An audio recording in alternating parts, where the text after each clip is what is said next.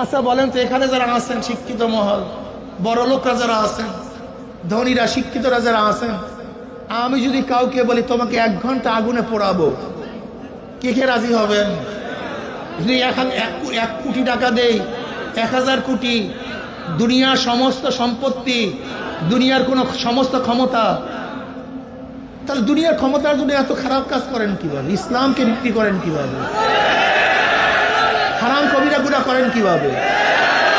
তার মানে কি নাই জানি। আসলে আমরা মনে করি আমাদের ইমান, বেয়াকুব যে কখন বেঈমান হয়েছে নিজেও জানে না। তবে হুজুর বেয়াকুব যে ইমান আছে, তো ইমান না থাকলে নামাজ পড়ে কিভাবে? আমি অনেক সময় বলি আমাদের দেশের অনেক মানুষ নামাজ পড়ে প্রভাবিত নামাজ। কি নামাজ ভাই? প্রভাবিত নামাজ।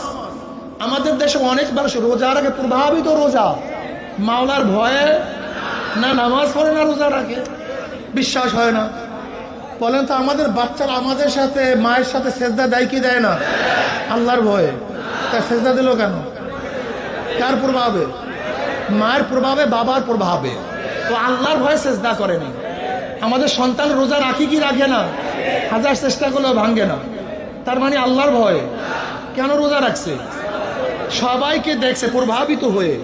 ঠিক আমাদের দেশের হাজারো মানুষ নামাজ পড়ে, সবাই পড়ে সেই হিসাবে, মাওলার ভয়ে না। বিশ্বাস হয় না, কথা কয় না।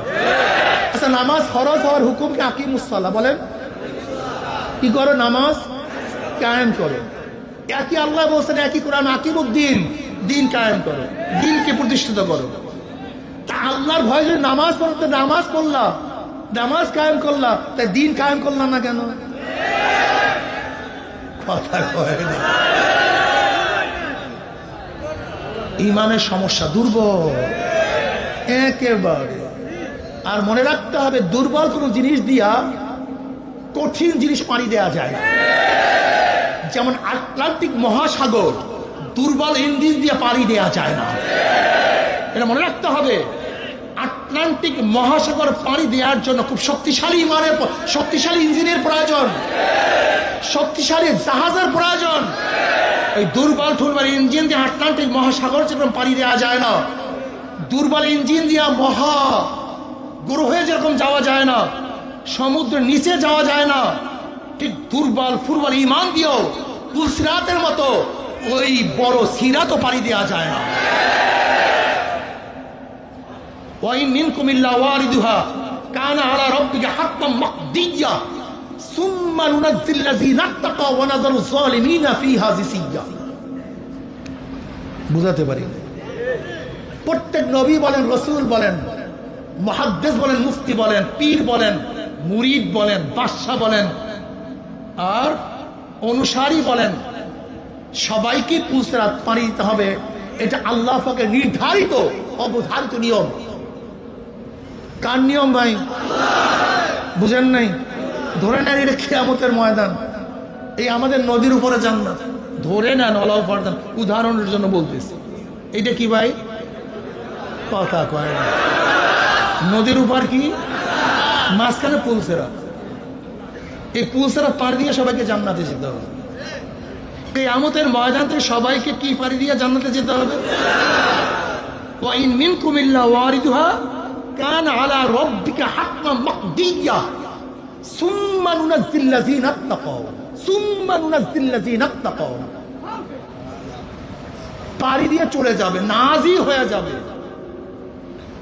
চলে যাবে ওপারে। কারা?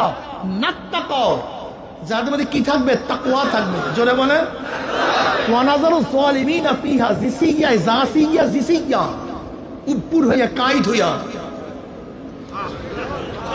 কোথায় পড়বে? কি বুঝলেন? আটলান্টিক মহাসাগর যেরকম দুর্বল ইঞ্জিন দিয়ে পানি দেওয়া যায় না, ওই 30,000 বছরের পুলসিরাত চুলের চেয়েও চেকন, তলোয়ারের চেয়েও ধার, নিচে জাহান্নামের আগুন, মারাত্মক খারাপ অবস্থা, ধরুরি নাই, সাথী নাই, বাতি নাই, সাহায্যকারী নাই।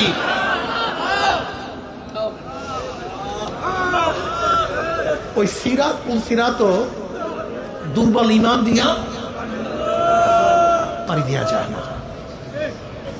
খুব মারাত্মক জায়গা, খুব কঠিন মাসালা।